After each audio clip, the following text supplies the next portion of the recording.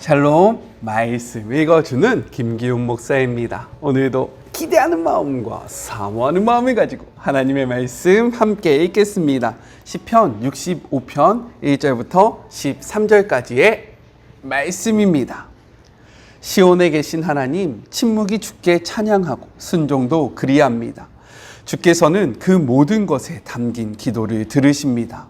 우리 모두 죄를 짊어지고 머지않아 주님의 집에 이릅니다. 지은 죄 너무 무거워 감당할 수 없지만 주께서는 그것을 단번에 씻어주십니다. 주께서 친히 택하신 이들은 복이 있습니다. 주님 거하시는 곳에 초대받은 이들은 복이 있습니다. 우리가 주님의 집, 주님 하늘 저택에 있는 좋은 것들을 한껏 기대합니다.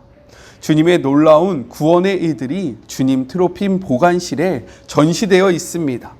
주께서는 땅을 길들이시고 태양의 물을 채우시며 산을 조성하시고 언덕을 아름답게 꾸미시는 분, 폭풍과 파도의 노호와 군중의 시끄러운 소요를 가라앉히시는 분, 도처에서 사람들의 걸음을 멈추고 두려움과 놀라움으로 바라봅니다. 새벽과 땅거미가 번갈아 소리칩니다. 와서 예배하여라. 오, 땅에 찾아오셔서 땅에게 기쁨의 춤을 추게 하소서. 봄비로 땅을 장식하시고 생수로 하나님의 강을 채우소서. 밀밭을 황금빛으로 물들이소서. 주께서는 이 일을 위해 세상을 지으셨습니다. 비를 내려 갈아엎은 밭을 적셔주시고 흙이 물을 넉넉히 품게 하소서. 썰의 질과 고물의 질에 땅이 꽃을 피우고 열매 맺게 하소서. 산 봉우리에 눈 왕관을 씌워 빛나게 하시고 주님의 길에 장미 꽃잎을 흩뿌리소서. 거친 풀밭 곳곳에도 뿌려주소서. 언덕들이 춤추게 하시고 협곡진 비탈에 양떼를 두어 골짜기와 골짜기 아마포를 들이운 듯 꾸며주소서. 오, 저들에게 기쁨의 함성 터져나오고 즐거운 노랫소리 그치지 않게 하소서. 이것은 하나님의 말씀입니다. 시편 65편은 다윗의 시로서 장막절에 불러졌습니다. 장막절이 언제냐? 지금 우리로 치면 추수감사절이라고 생각하면 돼요. 이때 불려졌던 감사 예배시가 바로 시편 65편의 시입니다. 그런데 대부분의 감사 예배시는요, 이 시를 지을 때에 어떠한 특정한 역사적 사건이나 배경이 있지 않아요.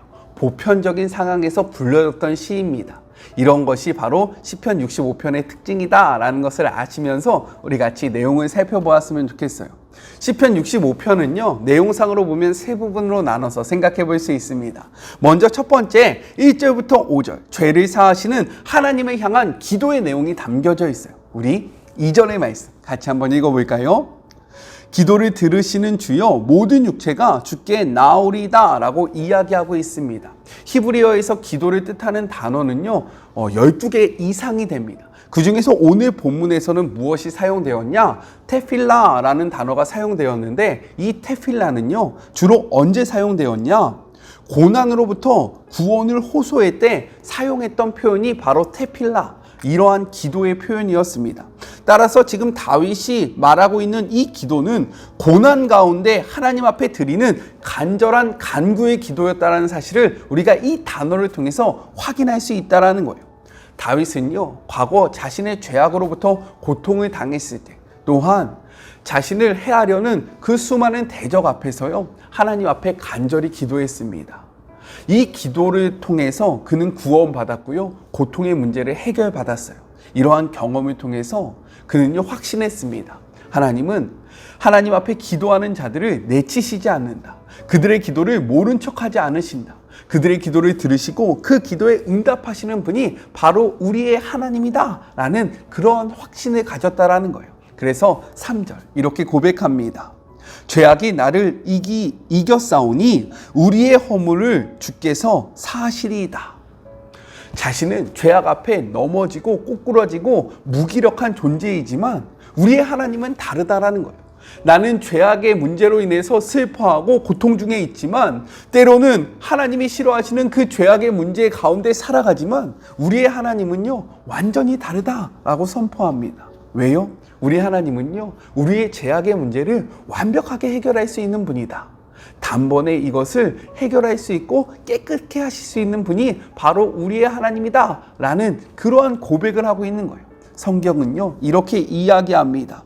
요한일서 1장 9절의 말씀이에요. 만일 우리가 우리의 죄를 자백하면 그는 미쁘시고 의로우사 우리의 죄를 사하시며 우리를 모든 불의에서 깨끗하게 하실 것이요 라고 이야기하고 있어요. 다윗이 자신의 죄의 문제를 가지고 하나님 앞에 나와 기도했을 때 응답을 받은 것처럼 성경은요, 우리가 우리의 죄의 문제를 가지고 우리가 싸우는 것이 아니라 하나님 앞에 나와서 하나님 앞에 고백하고 회개할 때에 우리의 죄의 문제를 완벽하게 해결해 주시겠다라고 약속하고 계십니다. 이러한 믿음 아래 4절 이렇게 이야기하고 있어요.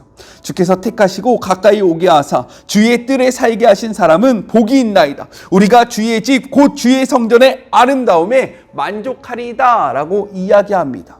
다윗은요, 하나님의 은혜에 의해 죄의 문제가 해결되므로 하나님과의 관계가 회복된 사람들 무엇이다 라고 이야기했냐면 주께서 택하셔서 가까이 오게 하시고 주의 뜰에 거하게 하신 자들이다 라고 표현하면서 이러한 자들이 어떤 자들이다 라고 고백합니까? 바로 복 있는 사람이다 라고 선포하고 있습니다. 또한 5절을 통해서요, 이러한 축복은 이스라엘 안에만 머무는 것이 아니라 땅의 모든 끝과 먼 바다에 있는 자라는 표현을 통해서요, 모든 사람에게 주어진 은혜라는 사실을 분명하게 선포하고 있다는 거예요. 오늘 하루 우리 이 말씀을 믿으면서요, 우리도 우리의 죄를 솔직하게 하나님 앞에 가지고 나와 고백함으로 죄 사함을 얻고 그 은혜를 누리는 그런 복된 하루가 되었으면 좋겠습니다. 우리는 죄 가운데 넘어질 수 있어요. 하지만 우리의 하나님은요, 우리의 죄의 문제를 완벽하게 해결할 수 있는 분입니다. 이 믿음이 우리 안에 있었으면 좋겠어요. 우리 다윗처럼 주님 앞에 나아가 기도함으로 자유함을 누리는 그런 복된 하루가 됩시다. 둘째, 6절부터 8절 창조자 하나님의 구원과 능력을 찬양하고 있습니다. 우리 6절의 말씀 같이 한번 읽어볼까요? 주는 주의 힘으로 산을 세우시며 권능으로 띠를 띄우시며 라고 이야기합니다. 1절부터 5절까지 해서 다윗은 죄를 사하시는 구원자의 하나님을 찬양했습니다. 이어서 6절부터 8절은요, 만물을 지으신 창조자 하나님께서 권능으로 만물을 다스림에 대해서 찬양하고 있다는 거예요. 다시 한번 표현하면 1절부터 5절을 통해서 당신의 백성을 구원하시는 구원자로서의 하나님의 면모를 드러내고 있다면 6절부터 8절을 통해서는요, 천지 만물을 창조하시고 다스리시는 하나님의 위대하심과 권능을 찬양하고 있다는 거예요. 특별히 고대적인 관점에서 산은요, 웅장함 그리고 그 치솟아 있는 높이로 인해서 많은 사람들에게 산은 신선한 장소 그리고 경배의 대상으로 생각되어졌습니다. 따라서 하나님께서 산을 창조하셨다라고 선언하는 것은 어떠한 의미이냐? 산은 숭배의 대상이 아니며 하나님이 창조하신 피조물에 지나지 않는다는 것을 드러내고 있고요. 또한 이 세상의 만물을 다스리시는 하나님의 위엄을 강조하고 있다는 거예요. 야, 너희들이 그렇게 높다라고 생각하고 신성하다라고 생각하는 산조차 하나님께서 창조하신 것이다. 하나님의 발 아래에 있는 것이다. 이렇게 하나님의 위대하심과 하나님의 전지전능하심을 드러내면서요, 만물의 주관자 되신 하나님을 찬양하고 있는 것이 바로 이 단락의 내용이라는 거예요. 7절부터 8절을 통해서는요, 열방을 다스리시는 하나님으로 인해 즐거워함을 선포합니다.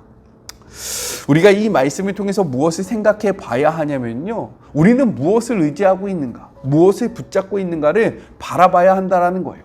고대 근동 사람들은요, 산을 숭배했고요, 산을 바라보면서 산을 향하여 기도했습니다. 나를 좀 도와주십시오. 나를 좀 붙잡아 주십시오. 그런데요, 다윗은 선포하고 있는 거예요. 그 산을 창조하신 분이 바로 우리의 하나님이다. 그러니까 너희의 경배는 이 산을 향하여 할 것이 아니라 만물을 창조하신 하나님을 향하여 해야 한다라고 이야기하고 있다는 거죠. 마찬가지입니다. 우리가 무엇을 붙잡고 있든 이것은 하나님의 창조물이라는 거예요. 창조물일 뿐이라는 거죠. 그렇기 때문에 우리는 우리가 붙잡고 있는 것을 바라보면서 이것을 향하여 도움을 구할 것이 아니라 천지를 지으신 하나님을 바라보며 우리의 도움을 구해야 된다. 우리는 이러한 하나님을 찬양해야 한다라고 우리에게 권면하고 있다는 거예요. 우리가 붙잡고 있는 것이 무엇인지를 생각하면서 이것을 다스리시고 이것을 창조하신 전능하신 하나님을 바라봄으로 그분을 찬양하시는 그런 복된 하루가 되었으면 좋겠습니다. 마지막 셋째, 9절부터 13절, 땅을 돌아보시는 하나님을 향한 감사의 내용이 담겨져 있어요. 우리 9절의 말씀 같이 한번 읽어볼게요. 땅을 돌아보사 물을 대어 심히 윤택하게 하시며 하나님의 강에 물이 가득하게 하시고 이같이 땅을 예비하신 후에 그들에게 곡식을 주시나이다 라고 이야기합니다. 당시 근동 사람들은요, 농경과 목축 생활을 주로 자신들의 주업으로 삼았습니다. 다윗은 이러한 일상의 삶의 모습을 이야기하면서 이 모든 것이 하나님의 보호하심이고 은혜임을 고백하고 있다는 거예요. 곡식과 가축이 자라는 것은요, 우리의 노력만으로 이루어지는 것이 아닙니다. 저희 집은요, 치킨집을 했거든요. 그런데 그 치킨집을 아무리 열심히 하려고 할지라도요, 사람들이 닭을 아무리 잘 키운다고 할지라도 AI, 즉 그 조류독감이라고 하는 것이 한 번 지나가면요, 인간의 그 노력이 모두가 다 물거품이 됩니다. 이렇듯 우리가 열심히 다한다고 이러한 수확물을 거둘 수 있는 것이 아니라는 거예요.